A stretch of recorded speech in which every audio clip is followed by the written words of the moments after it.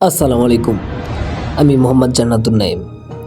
আমি আজকে আপনাদের এমন একটা ঘটনা বলবো যেটা আমার জীবনের সবচেয়ে ভয়ঙ্কর অভিজ্ঞতা। ঘটনাটা কয়েক বছর আগের। আমি তখন কুড়িগ্রামে পড়াশোনা করি। ঈদের ছুটিতে ঢাকায় এক আত্মীয়ের বাসায় যাওয়ার জন্য রাতে ট্রেনে উঠেছিলাম। ট্রেন ছাড়লো রাত প্রায় 11টার দিকে। শুরুতে সব কিছু একদম স্বাভাবিক।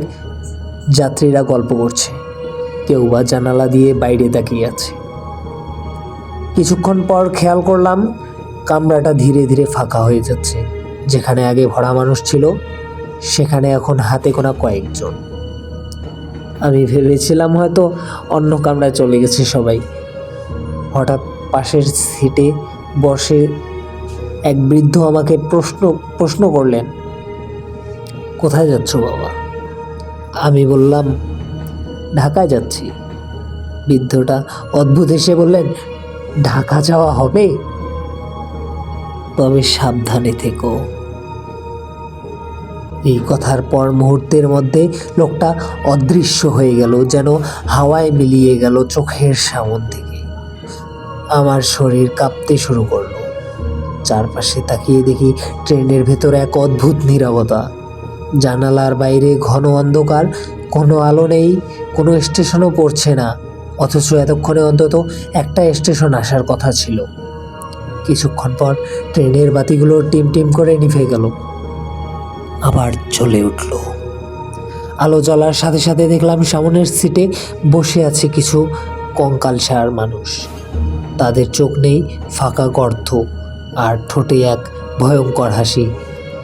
আমি চিৎকার করতে চেয়েও পারলাম না। ঠিক তখন পেছন থেকে ফিস ফিস করে একটা কণ্ঠ ভেসে এলো, তুমি ভুল ট্রেনে উঠেছ। এই ট্রেন জীবিত মানুষের জন্য নয়। আমি পিছনে তাকালাম, দেখি এক মহিলা দাঁড়িয়ে আছে। তার শাড়ি রক্তে ভিজে লাল হয়ে আছে।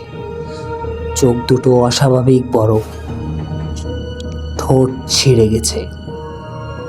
তিনি ধীরে ধীরে আমার দিকে হাত বাড়ালেন।